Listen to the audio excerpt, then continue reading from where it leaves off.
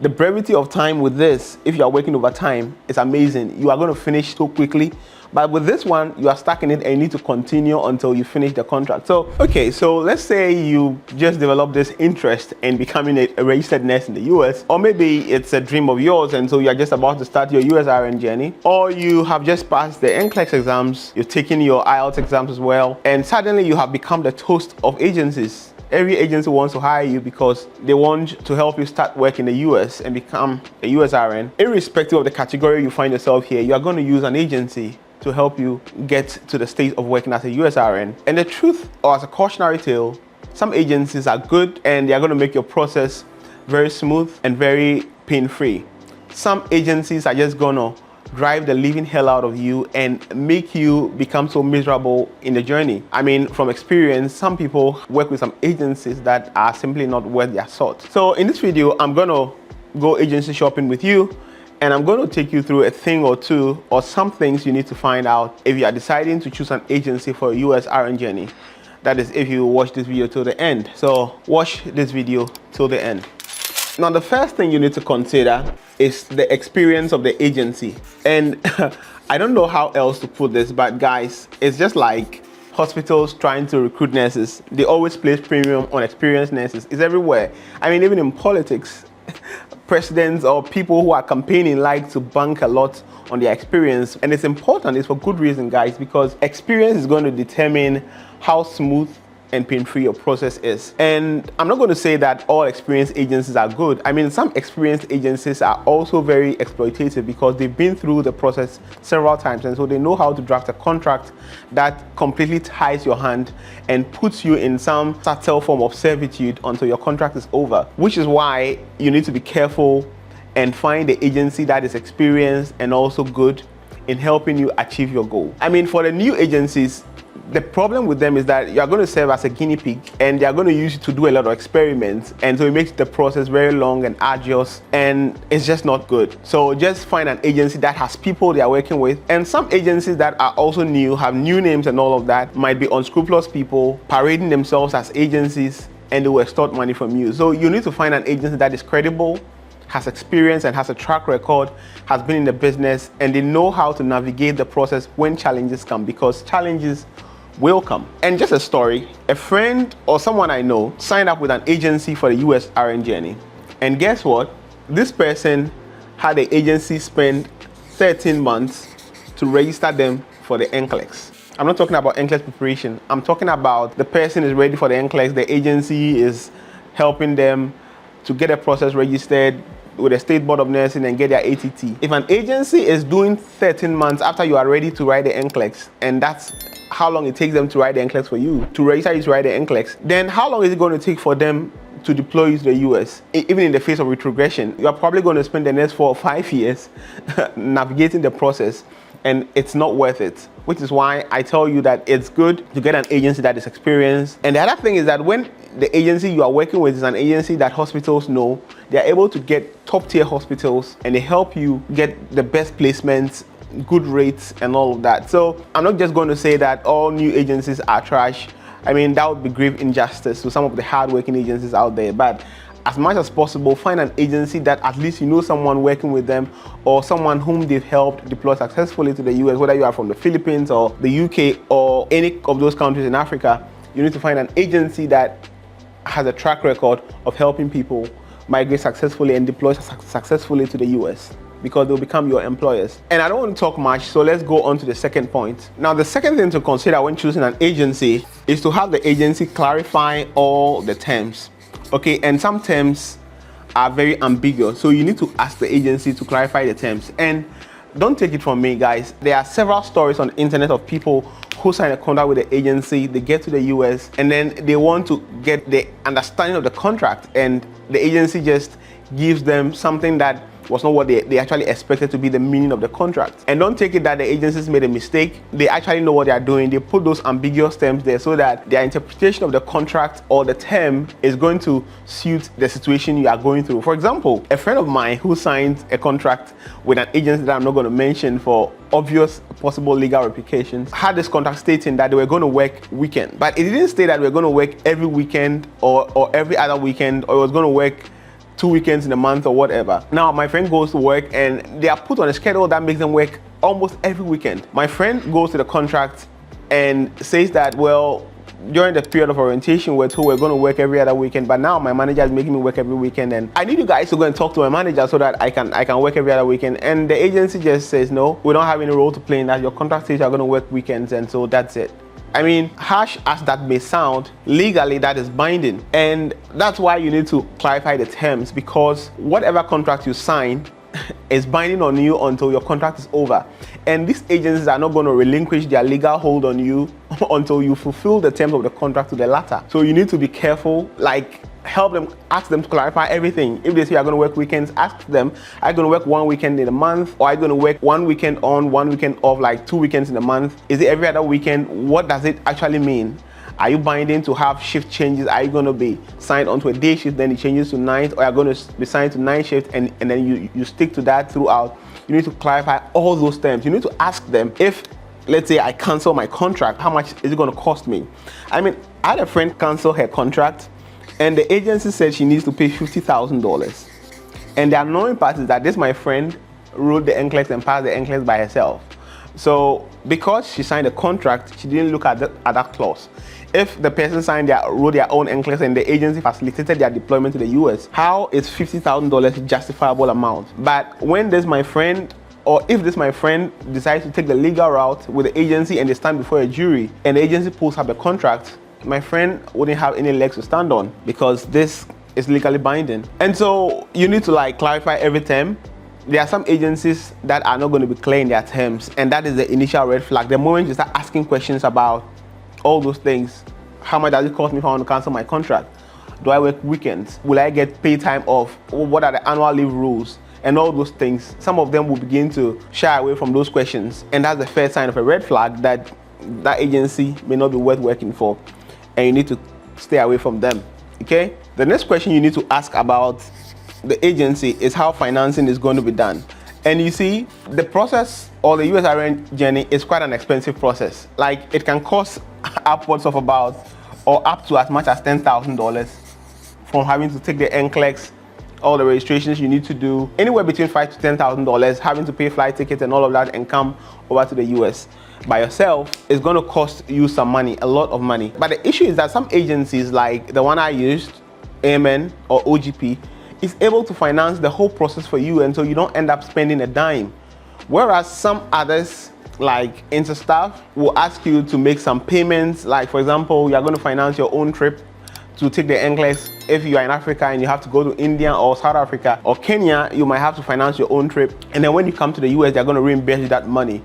But what if you don't have the money to do all of that? And so you need to find out how the financing is done. And I must say that I don't know whether agencies like Interstaff have changed their modus operandi, but that's what was happening when I was trying to start the process. Okay? And so you need to find out, because once you start a process with these agencies, canceling and having to move to another agency because you don't have money is going to be a tedious task. And if it's going to be a process of about 3 to 4 years, then you don't want to go and commit yourself. Let's say you have some $4,000 or $5,000 saved. You don't want to go and lock it up in the whole process.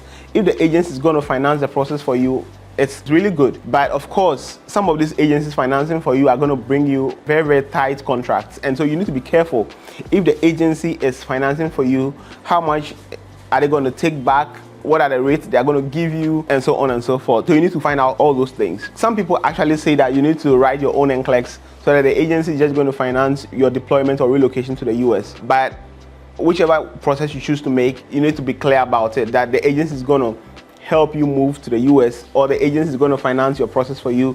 The agency is not going to take any money. I think that for some agencies like OGP, they might ask for about, I think, a $200 commitment fee so that you can get it prep materials from Kaplan. I don't know what they are doing now that they seem to have switched to UWorld. Like, you need to keep that in mind and be clear on the terms of finance, because it's going to pay and it's going to have implications for how much you are paid once you start working in the hospital in the US. The next thing you need to find, guys, is the length of the contract. And I think that easily this is the most important thing.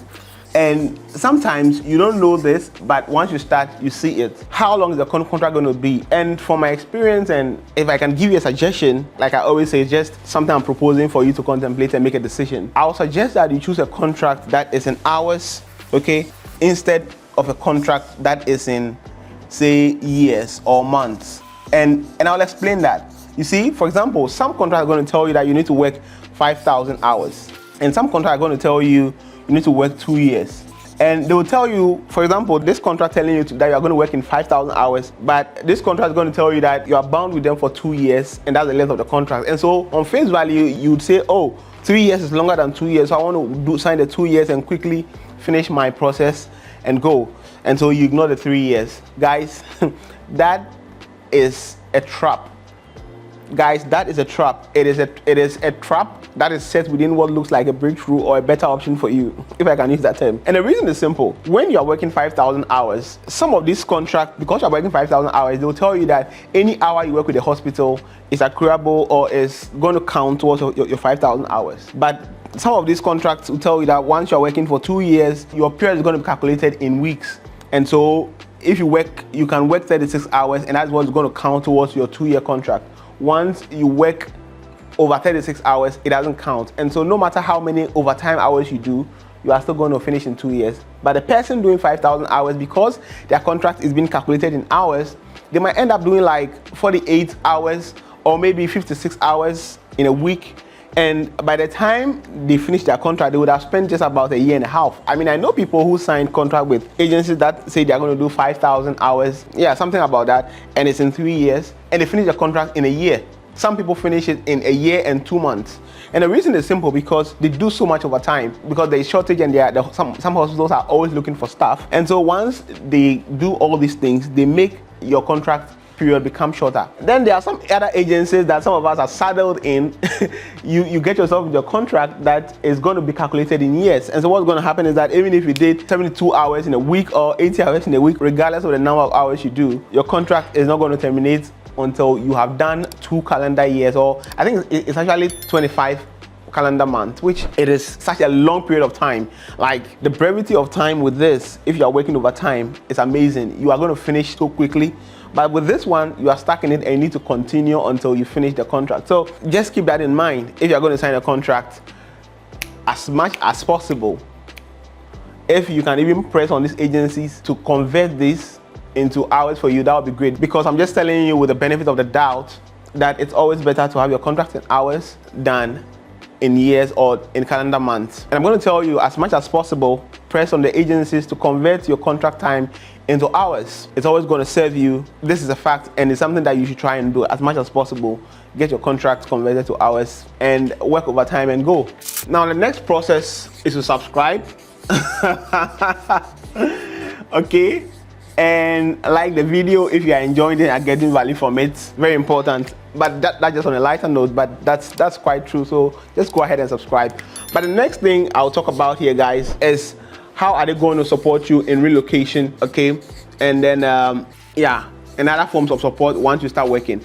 And that's one thing I noticed. You see, your settling in process once you start working, or once you move to the US or whichever country you're going to, is so important. Like, you need to have an agency that is going to assign you a relocation support specialist who is going to have someone to take you around once you get to the country. It's called a community liaison with some agencies. Some of them are called settlement specialists and so on and so forth. But basically they do the same thing. Some of them serve as a concierge. They pick you up from the airport, get you into the hotel, or help you get your apartment sorted, your initial furniture and stuff like that. They're going to help you do all those things. Apparently, some agencies do not help with this as well.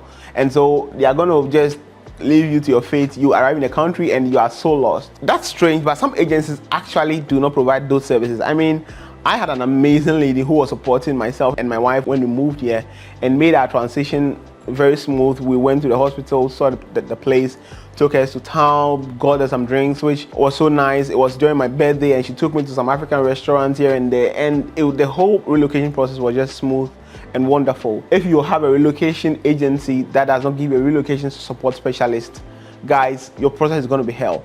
And I mean, even this relocation agency is going to tell you a lot more things. I mean, for example, those who signed the contract after me got a $5,000 bonus. Like, I can't believe it.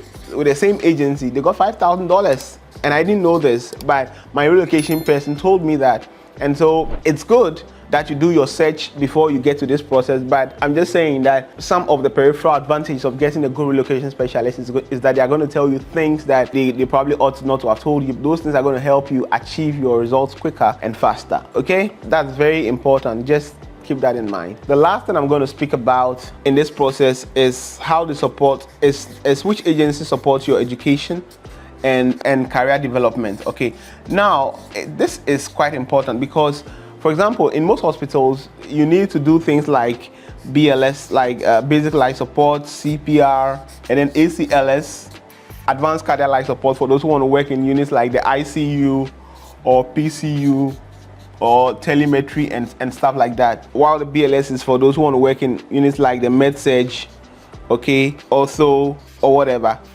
rehab units, and so on and so forth.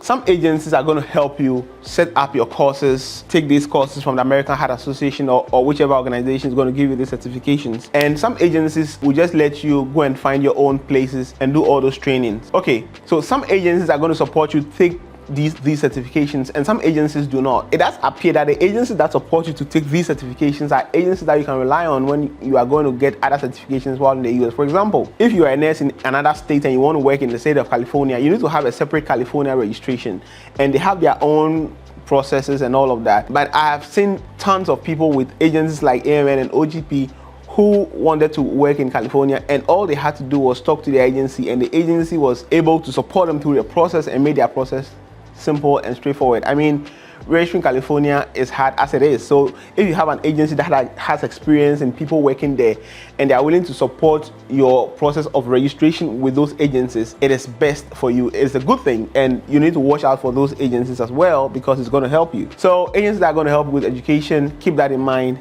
Very, very important, and it's very crucial. Okay, now the last thing, or let me say the very last thing, because I already said the last thing, is you need to find agencies which has hospital in a lot of states in the US. So you need to find out that as well, because you see, some agencies are new and they don't have top hospitals. Like, not every agency can get you a job in top hospitals like UCLA or Presbyterian Hospital in New York or university hospitals in states like Chicago and other places. So it's key, it's crucial, it's important if you want to work in a tertiary hospital or a good level hospital, level 1 or level 2 trauma hospitals and all those top 50 hospitals in the US and stuff like that.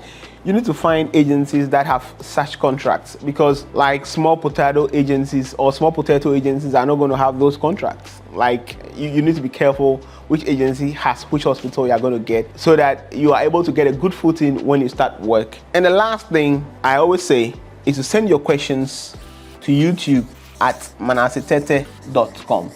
Okay, and I'll be sure to answer them. I hope you got some value from this video, and it's always a pleasure doing things like this and helping you along this process. Reach out to me on Instagram as well, and I'll be sure to answer your questions. Thank you for watching, and I'll catch you in the next one.